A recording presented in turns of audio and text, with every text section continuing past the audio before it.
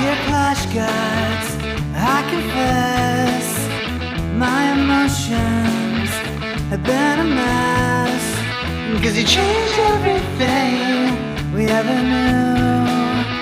From witches to poison and the Queen Walk too.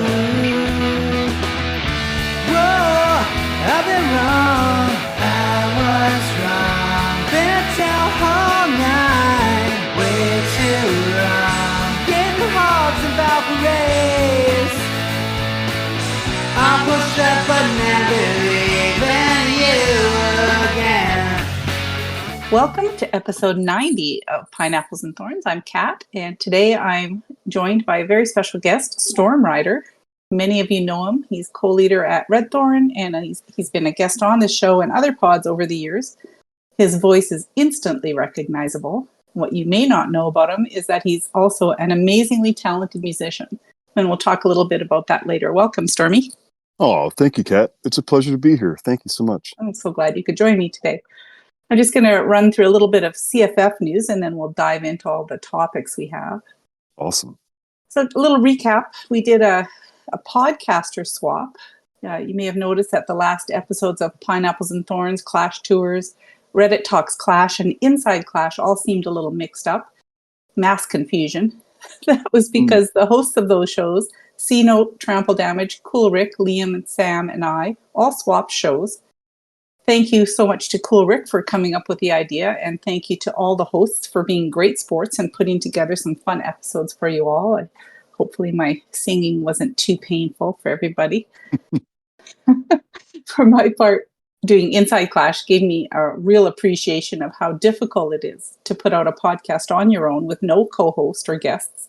It was a really eye-opening experience. So huge props to Trample and C-Note for the great work they do on that week in and week out.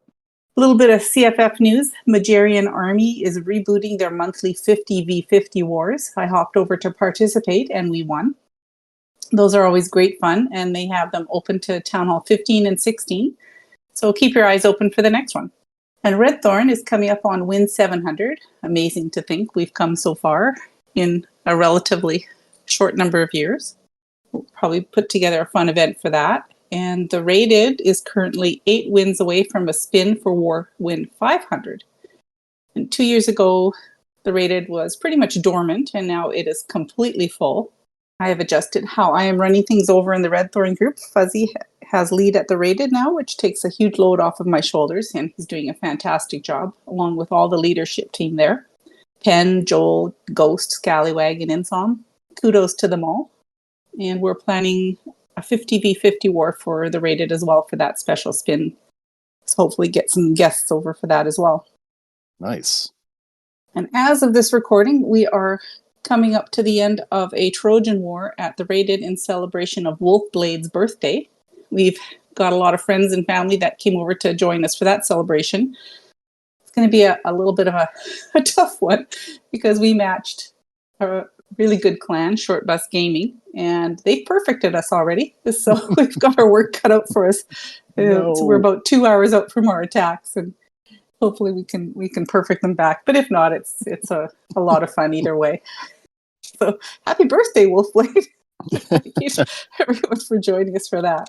And up on the horizon, Pineapples and Thorns is approaching episode 100. It's really hard to believe that we've been doing these shows for that long. So I'm working on some ideas for a special episode 100. Anybody who has ideas, please DM them to me. Happy to take those under advisement. That's amazing, Kat. Wow. It's hard to believe it's been that long. So long. So, Sturby, I want to cover a bunch of topics today. First, can you give our listeners a brief recap of your Clash history, what town halls you're currently playing, how many accounts you have, and where you started playing? Oh, wow. I'm playing a 16. I started playing in a work clan with friends. Of course, they didn't tell me. They were playing for a couple months before they told me, of course. And I got into it. I think it was Town Hall 7. Might have been max, maybe 8. There was no war when I started playing. Wow. And then I listened to the OG podcast, Scott and Boneyard, and I ended up getting into Zod and L, LexCorp.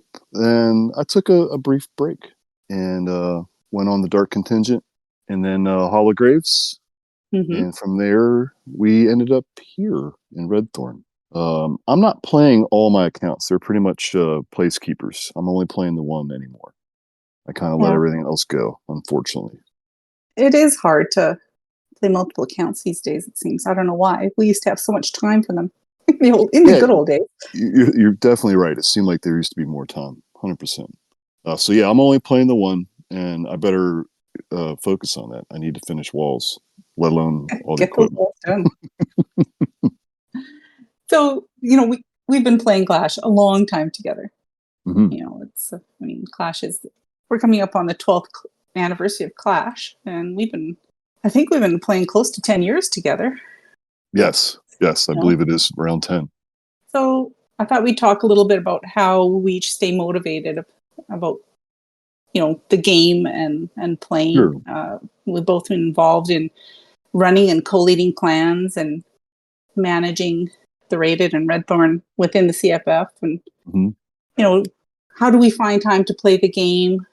And we also have to not just keep ourselves motivated, but keep our clanmates motivated as well. So, how do you manage that? I think my clanmates are the ones that keep motivating me. Otherwise, I really I wouldn't be playing. But motivation right now is a little low, but it's more work than the game. I get really motivated when I see my clanmates doing just different things and being highly successful. That's kind of exciting. And of course, I want to try it, and then I fall on my face, and I try something else. So that's motivation. It is motivating, like to see people trying some different things with Oh the yeah, new equipment, and you see some. We are really lucky at Redthorn. We have some amazing attackers in the yeah, clan, yeah. and Any given war, right? yeah, You can find a multiple variety of things going on. yeah, and you watch them, and they're, oh, how did they figure out to do that? And you watch their attack, and you try and replicate it, and I still wonder, how did they do that, because I Yeah. certainly can't make it work. Yes, Kat. That's when my motivation ends. It stops. But, or, or I try to be inspired by it. Sure. yeah, but I mean, you think back to, say, for example, when Town Hall 9 was kind of king, and we would spend hours in game practicing attacks, like, whether it was Stone Goho or Cold Blooded or whatever, trying to get Oh those yeah. hogs to work. And you would find time to do those friendly challenges and practice those attacks. And it just seems now that theoretically you have more time in your life, perhaps, but it just doesn't seem like there's as much time in game per se to take the time to do that. There's certainly more to do in the game than there Hmm. ever was. When I think back to 9, we didn't have anything else except 24/7 wars. Right. And now we have a variety of things to do within the game. Lots of cool events, other competitive wars you can sign up for. So that might play into not Yeah. having all the time you'd like. I do remember, back in the Hall of Graves days that, we would spend a lot of time talking to each other on voice and coming up with ideas for fun events, right? To keep the community motivated. And we'd advertise them, whether it was on Twitter or wherever, and have a bunch of strangers come into the clan to participate. And I remember we did a couple of fun events. There was one where everybody had to use witches. It was a Halloween event. And back Yes. then, witches weren't used very often. And, that was a fun one. And then there was another one that we did. I think it was like a St. Patrick's Day one. It was green and gold. And everybody had to use only troops that were either green or yellow were allowed. And I absolutely remember that one. do you remember that The one? color thing. Oh yes, because then people would say, "Well, that's not green. That's olive or something." But there were some really creative attacks. And my point is that it was a lot of fun. And now it doesn't seem that people have as much time to participate in special events. For example, the CFF often would run themed events, whether Hmm. it was like the Total Recall event or female clashers versus the male clashers. There was lots of fun events that happened, and now the game is so busy, right? Yeah, I think that's it. There's just so much to do with the game already. But I think there's still space for that. But Yeah. when you said Hall of Graves and you said, you put it out on Twitter, it was really amazing the how many people would come over. It Mhm. was really interesting. Oh, and that created a lot of friendships too, I think. Definitely. You made a lot of connections, and Mhm. people knew who the various clans were Oh within yeah. the organized war community, right? Oh, absolutely. Yeah. Absolutely. So do you think that because it's so busy in game, do you find people more engaged in the game or less engaged? Generally it seems like it's less, but there's definitely some hardcore people that still get around, that go Hmm. to those events and while still doing all the events that are just in your own clan. Yeah, because it's just so busy, right? You know, you have Clan Capital every weekend, and I Mhm. mean, Clan Games I think starts tomorrow. Then you've got SECWL, Yeah, I was gonna and say then clan games is always the precursor to the worrying week about of pain. SEC. Oh yes. And then you also have those monthly events that they started doing. And it just you try and squeeze in like a clan run event or a family run event somewhere, and it's everybody's just like, I can't, I just can't do this anymore. Yeah, I think that is it. That is it. There's just so much in the game. Yeah. So what would you say has kept you playing Clash of Clans? Oh, that's pretty easy. It's my friends. Yeah, Yeah, it's my same. friends in Renthorn and other clans for sure too. That's what's got me playing. Yeah, I think if you talk to many people, it's the community that they're engaged with Mhm. that has really kept them with the game more than the game itself. Yeah, how about you, Kat? Is that how you feel about it? Just the community? I think so. It's I mean, I love playing the game. I wouldn't be doing this podcast, and certainly running Red Thorn if I didn't enjoy the game. But I Mhm. also it's the friendships that I've made, the people that I enjoy being around. We've worked hard to build a positive community within the CFF and Red Thorn, and that really is what keeps me around. That's been highly successful, by the way. The CFF and Redthorn, just an amazing gathering of very, very good people. Yeah, and I think both the CFF and Red Thorn, we've worked really hard to keep a lot of the drama and toxicity that years ago was associated with the game Sure, for sure. various reasons. It's Out of super rare. Super it's rare. super. Any inner clan, Mhm. drama. And really within Clash of Clans itself, it seems. I mean, for me personally, it had seemed like that drama per se had disappeared from the game with the removal of a number of clans and groups of people that were Hmm. synonymous with drama. But it seems like over the past month or so, it's resurfaced, and to a level that I don't think we've seen in a really long time. And I'm just kind of curious, what do you think it is about Clash of Clans that seems to lend itself to quote unquote Clash drama? The recent event. Um, I don't want to point fingers too hard because a lot of people are talking about Supercell itself. Hmm. And I thought I did think about this. You guys were a lot more familiar because you're involved in playing in worlds and stuff. But I wonder about like the global stage. I wonder how much the esport organizers themselves could put their foot down and say, "Hey, that seems a little wrong." Yeah, yeah. If people aren't sure what we're talking about, recently we had the whole, and I mean, it's no secret. There's the whole Eric and Adam drama. It's not the first time we've seen drama. We've seen other content creator drama. And if you dig really far back in the Clash drama archives, you can look at things like Golden Goblins, Hunting Clans, Poetic Darkness, and the whole modding problem back in the old Community League days. Uh, I think it's just normal, it seems, for drama to occur because people are people and love drama. Yeah, I think that's true. I mean, probably not you and I. For some reason, they're well, it's just like anything in life. But yeah, for some reason, people they do like to get involved or at least see these things happen.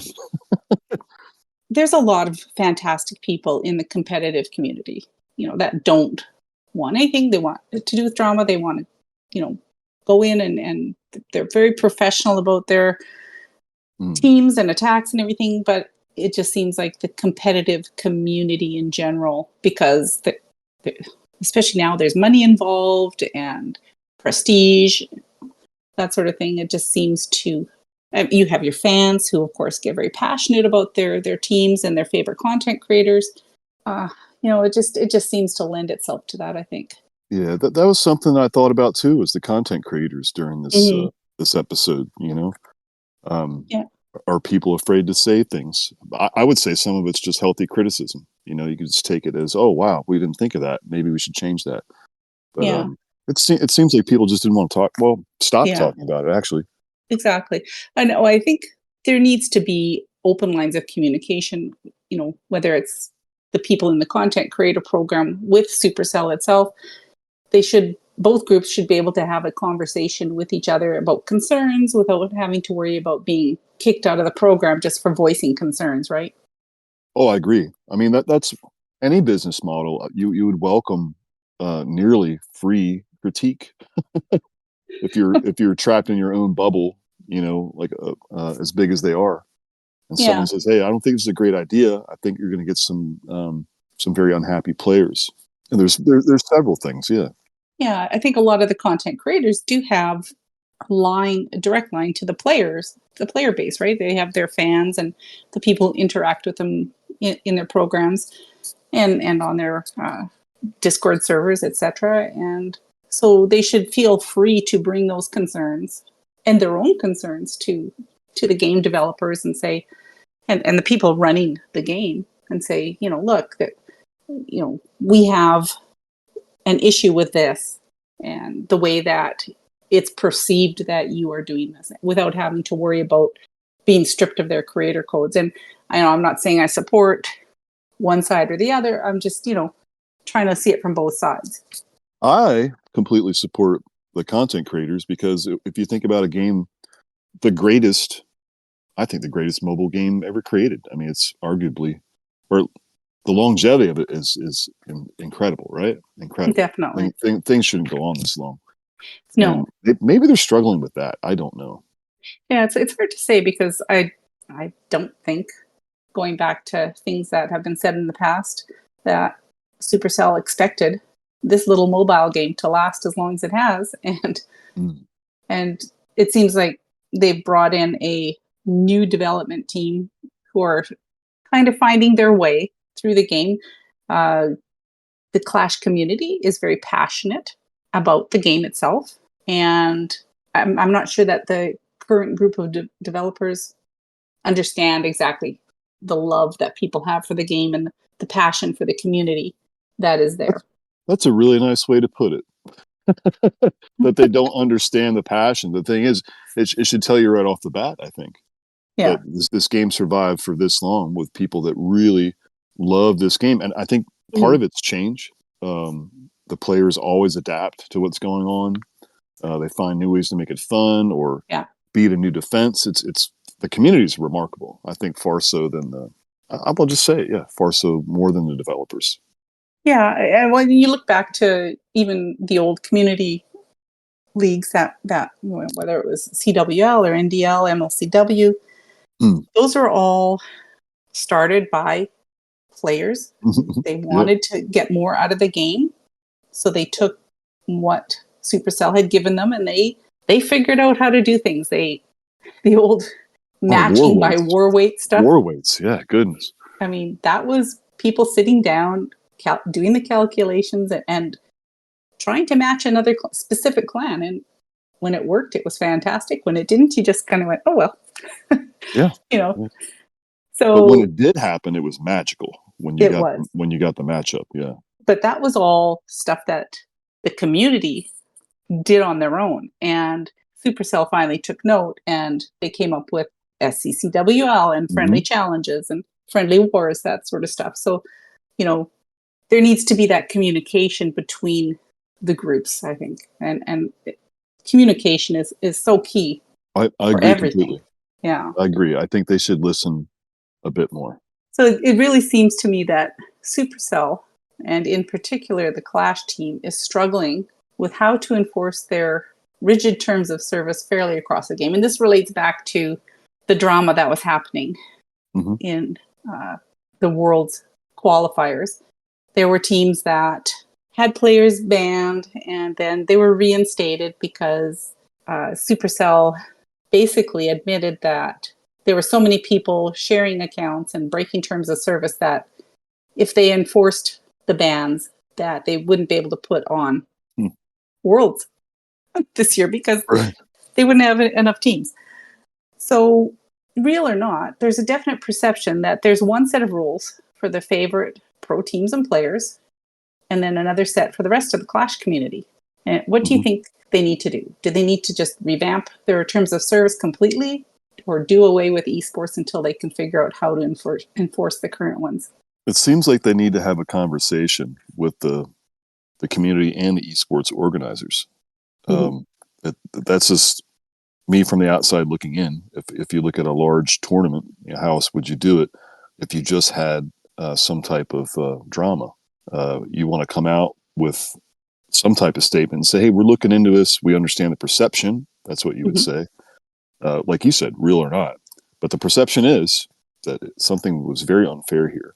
So the next thing you do would be to engage in some conversation about how they really feel about their terms of service. Is this the way it's really going to be, or are we going to play some, dare I say, favorites when things don't line up the right way? Because I really don't think that their terms of service have been updated much, if at all, in 10 years. There's like rules about account sharing and selling accounts and this, that, and the other thing. And when you try and contact customer service, say, for example, you have trouble logging into your account, you contact customer service, you get an answer maybe 24 hours later, and people are afraid to contact customer service because they don't want to be perceived as breaking terms of service or phishing accounts, when they legitimately own an account. And, Does Supercell actually run their own customer service, I wonder? I think they farm it out. On one of the last Ask Me Anythings, I think the community managers and devs stated that they know that their customer service is sorely lacking, and it's on their list of things to do to fix it. But it's kind of a priority because you have, in my opinion, you have a game that is based on a community of players. And if you don't have good customer service, that is atrocious for a company as large as Supercell, who is backed by Tencent, right? They make a lot of money off of us. People should not be afraid to contact customer support with issues about their accounts. Yeah, I remember not too long ago, I don't know how, I definitely wasn't researching it. I was looking at something Clash of Clans, but it popped up maybe on Reddit where someone said, hey, don't contact them. I'm just a Town Hall 12. I lost this, or I asked about that, and now I can't log into any of my accounts. Yeah, they just arbitrarily ban your account, right? And it's basically at the whim of whoever's in this call center, and you have no means to appeal it, really. That sounds like a problem then, the third-party deal, or at least get the third-party deal up to speed on how to react to these, Well, questions. And the funny thing is, like, everybody knows that they have the same standard questions that they ask everybody for, security purposes, quote unquote. So, there are unscrupulous people who will take advantage of that and take advantage of trusting individuals. Sure. And steal accounts that way. But I don't know. It just seems to me that there has to be a better way to do things on the customer service side. So hopefully they fix that this year. No, it's good that they said. I didn't know that they said that this was a priority, or did you say that? But I mean, either way, it is a priority. If they said, "Hey, we're looking into it," that's great. Yeah. And that's what we were saying about reacting to what the community says. Yeah. We don't like this. Hey, we're going to look into it. Just say that. Don't say we're on vacation. I do like the Ask Me Anythings that they do, and they did a couple of episodes of a conversation between Fairy and one of the game devs. And I thought that was good. I'd like to see them doing more of that sort of stuff because people are curious what's going on in Supercell headquarters as far as Clash of Clans and the community obviously likes to be able to ask questions and have them answered. So hopefully they keep doing those. Yeah, that's a great idea. They should. So another thing that we do experience is over the years, we have friends who leave the game, people that we spend a lot of time playing the game with and we hang out on voice or whatever we interact with. How do you deal with that? There's a number of people that we've been extremely good friends with that, they just say, I've had enough. Oh, throughout the years, there's been plenty, right? Mm-hmm. Tons of them. I don't know. I think when a good friend says, "Hey, I'm done," that's how I leave it. A lot of times you'll be like, "Oh," you start with, "Oh, don't leave." I never do. I figure if you're done, you're done. Yeah, it's done. Just go announce it on Twitter. Otherwise, it's it's not real to me unless you do that. So, so what we always say, right? yes. You better get out on there on Twitter and announce Yeah. Then you had other players that like, I quit, and then they come back for their farewell tour, and that's fun too. There's a little drama there, which is super fun. But no, I still miss these people, and some friends, they still pop up, Yep. maybe in Discord and say hello. You're always welcome back. Yeah, it is always nice to see someone like just even if you haven't seen them in 6 months or a year or 2 years, that they all of a sudden pop up in Discord and say, "Hey, how's it going?" It's it's fantastic, and then they don't see them again for another year. So and that's nice. You just kind of pick up where you left off, and then they ask something about the game, and you're like, "Hey, man, there's all this equipment and stuff." And like, "All right, bye." I don't want to talk about it anymore. the funniest thing is when someone comes back after being away from the game for a year or so, and they go, "What's this blimp thing that takes you across to this other?" And you have to try and explain clan capital to them. And I haven't even run across trying to explain equipment to people yet. It's just it's a lot for people. It's a bit much, I'm sure. Just like we were saying, there's so much to do, and so if a friend comes back, but you're saying about friends that have just quit playing. There's probably a handful over the years. When I say handful, I mean it. Maybe 4 or 5 people. They were my friends, and I don't talk to them anymore, so I miss them, and I hope they're doing great. That's kind of it. If you're not playing the game and you don't want to stay in Discord, then I might have a real life phone number for 1 or 2 of them, but maybe I'll blow somebody up one day. I'm like, "Hey, man, there's new equipment," and just see what happens. Come back and see. You got to check out this fireball thing. It's amazing. Blows up the whole base. So in game, we have the usual batch of offerings this month, but they threw something new at us. A Goblin high dive decoration for the astounding cost. I don't know what it is in the States, but it was $6.99 Canadian. I think it was like $3 or $4.99 US. Yeah. What did you think of that? It's money grab. Yeah.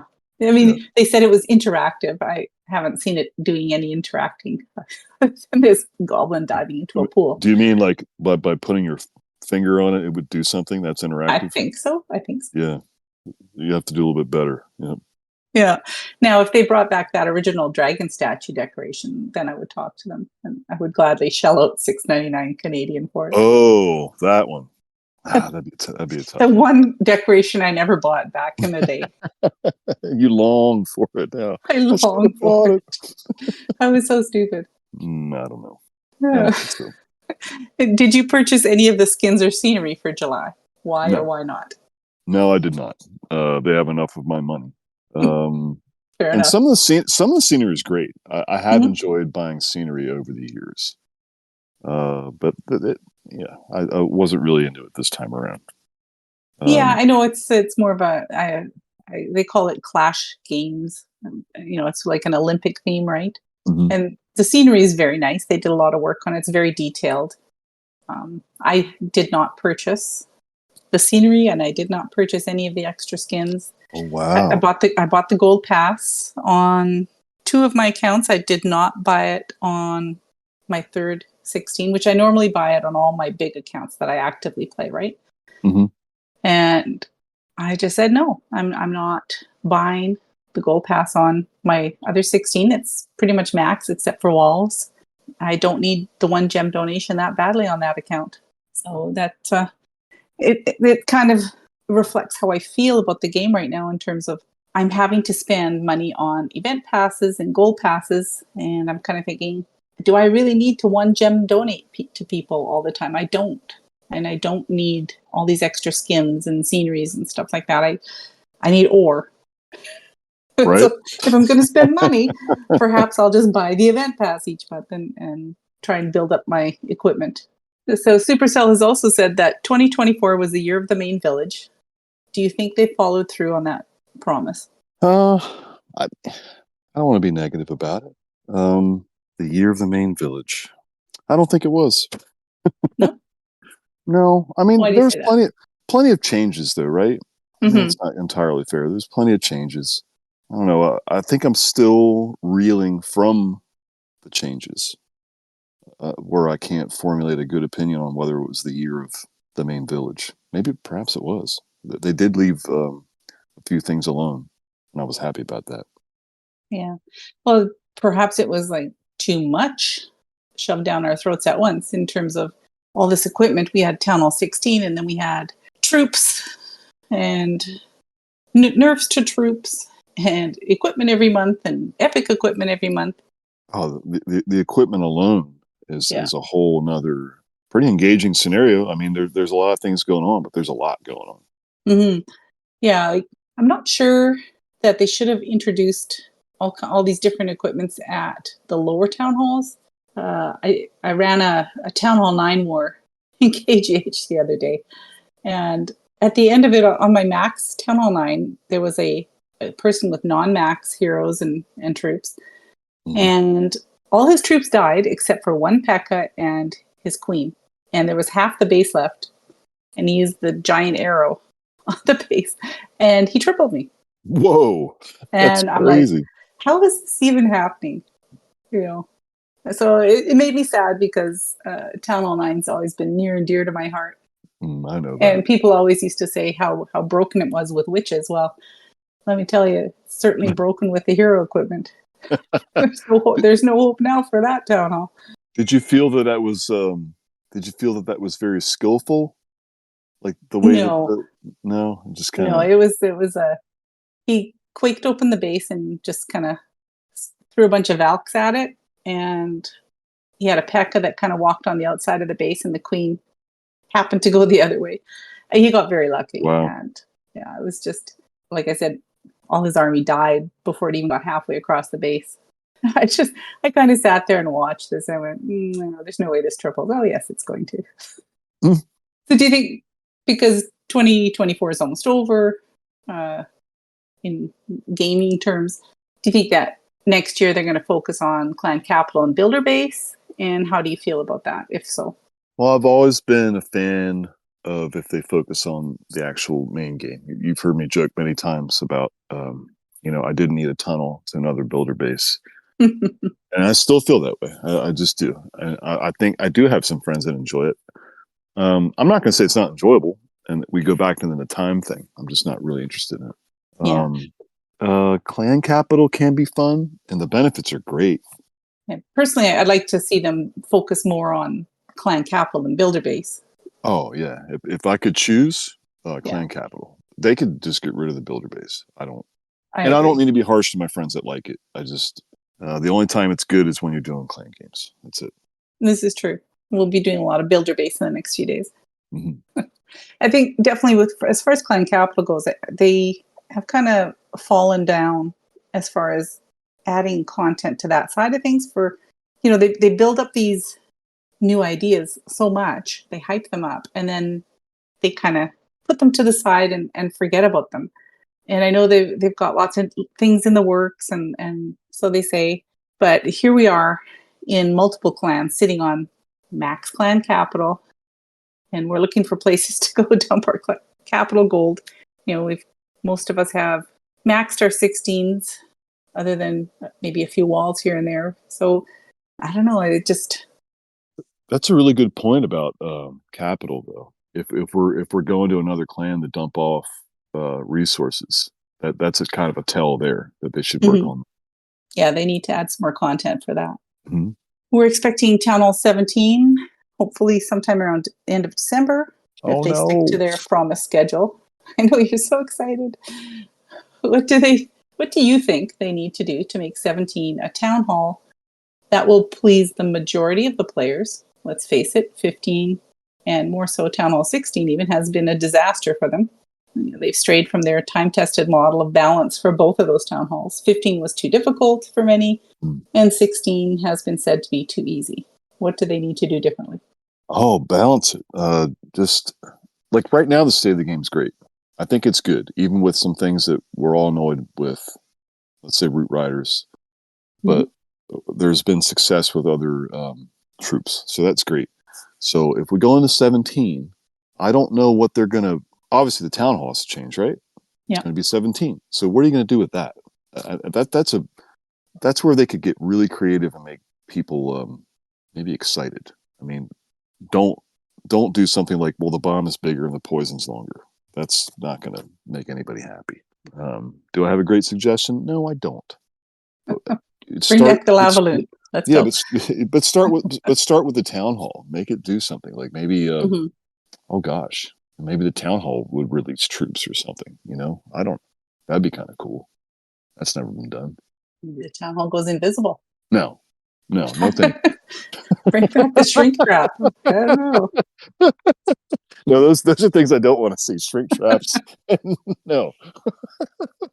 So, lost in all this turmoil for the past few months is that Clash-iversary is supposed to happen soon. 12 years of Clash of Clans. Do you think the people at Supercell do enough to hype this event up each year? Itsu posted a short video this morning, as a matter of fact, talking about the special troops that were leaked in a recent Supercell video, the Party Wizard and the Giant Skeleton. What special event troop would you like to see them bring back for this event? Oh, wow. I know which one you want. Probably the Ghost, man. You want the Royal Ghost or El Primo? Well, I love saying El Primo. El Primo is pretty good. Ghosts were pretty funny. Yeah, I wouldn't mind El Primo. I wouldn't mind that. Yeah. It just makes me happy saying that word. El Primo. I just like it. Yeah, I don't think the Party Wizard, I didn't really care for it as much. The Giant Skeleton was pretty good, I think. Oh, Giant Skeleton was definitely good. I like that one. Yeah. I know for the 10th Clash-iversary, they had all kinds of stuff going on. They put a lot of work into it. Last year, not so much. This year, they all quickly checked out of the office to get away as fast as they could from everything and take their summer vacation. So I'm hoping that we'll see some fun stuff. I'm sure they'll put something together kind of cool. When does that usually kick off? Probably right at the beginning of August. August, October, is that what beginning of August? Okay. Yeah, beginning of August, probably the first or second week, and we'll see some stuff. Probably start seeing some sneak peeks pretty soon. El Primo.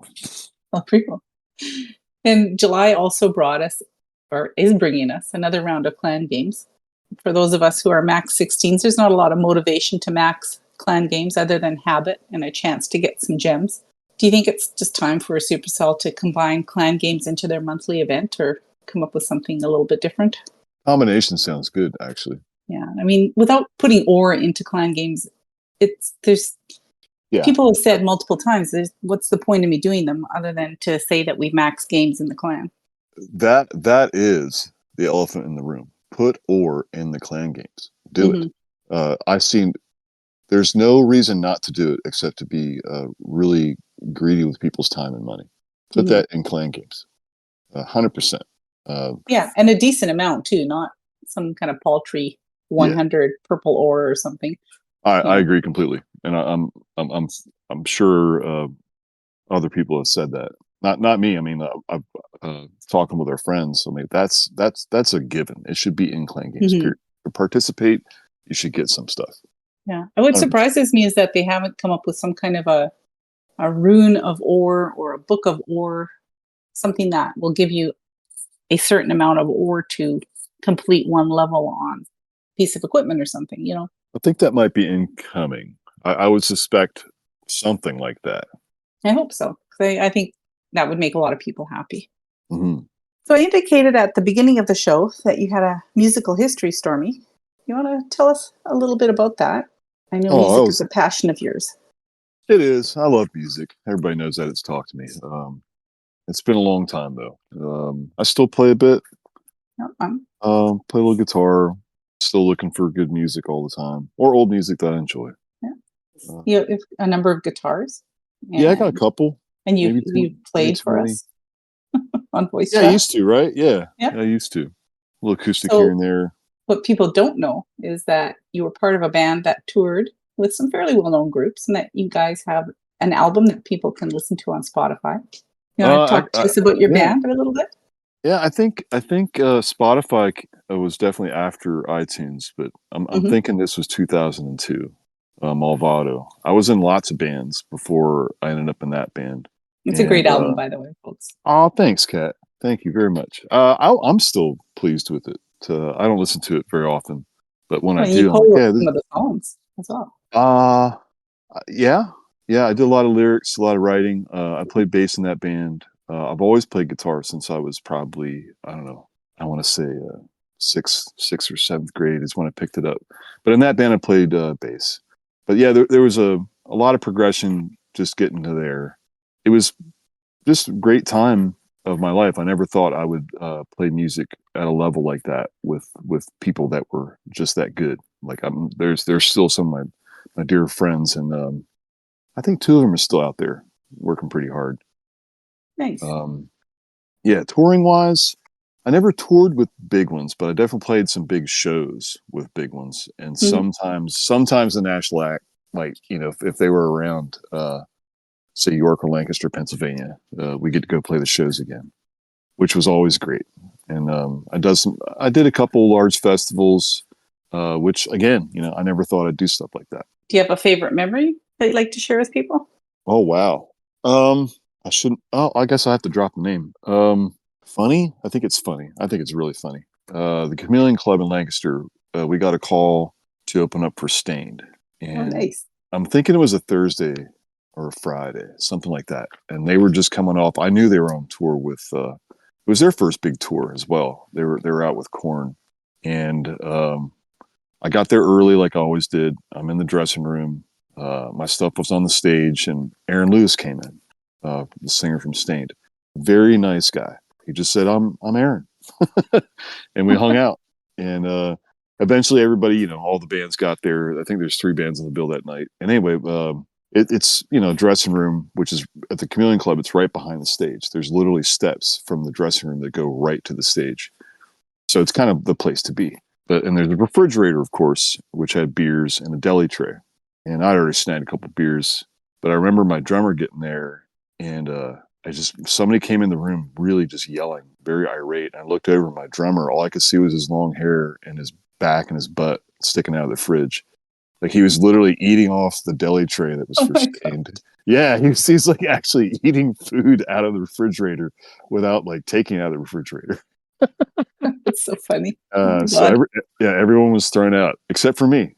Yeah, I got to hang out still because I was there early or something, or somebody said you're okay. I don't know why I wasn't thrown out. I think I was talking to Johnny Old School, the bass player. But yeah, that's a great memory and a great evening. It was really fun to play with those guys. They're super nice. That's a fun story. That's a good one. All right. In keeping with our musical theme here, we're going to do a top five bands that you Ooh, like. that's a So, little hard. what's your number 5? Dang, they're all kind of even. Typo Negative. Typo Negative. I Yeah, love Typo you Negative. play them a lot. Yeah, for sure. Yeah, I love them. My number 5 is Boy and Bear. I really like them. Oh, cool. You have to turn me on to that. Yeah, I will. I'll play some later. Awesome. What's your number 4? I'm gonna say Seven Dust. Excellent. My number 4 is Hilltop Hoods. I've played I those know guys that. for you. Yeah. Thought that was your one, buddy. No, you'll hear Good it when band though. I like that. I like that.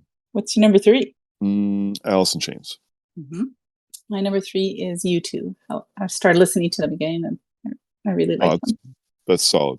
What's your number 2? This is gonna be hard. Tool. Ooh, I'm shocked. I thought that'd be your number 1. Close. My number 2 is Pantera. What? That's amazing. They're an amazing band. Love them.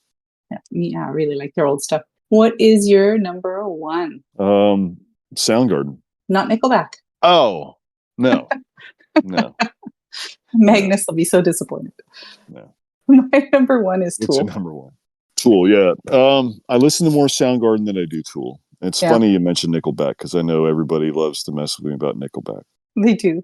Yeah, and that's kind of a music story in itself. I think when I was getting into it, when things were getting more serious, I think they were signed in like '99 to Roadrunner, and 2002 is when that Movado album came out, and we were being courted by a couple labels, or at least I thought we were. Like they were like I go to showcases and stuff, but Roadrunner was one of them. And 2002 was the year that How You Remind Me came out.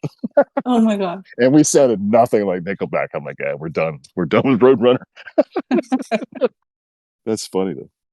That's a great story. Mm-hmm. All right. Let's get into some shout outs. Do you have any shout outs? Yeah, I'd like to shout out all Redthorn. I really would. Nice. Love that clan. I love everybody in it. And I want to shout out you, Kat, because I wouldn't play this game if you weren't here and Redthorn wasn't here. Thank you. You bet. All right. My shout outs. I have a little bit of a list here. Shout out to you, first of all, for agreeing to come on the show. Really appreciate you and everything you do for Redthorn and me. Thanks, Kat.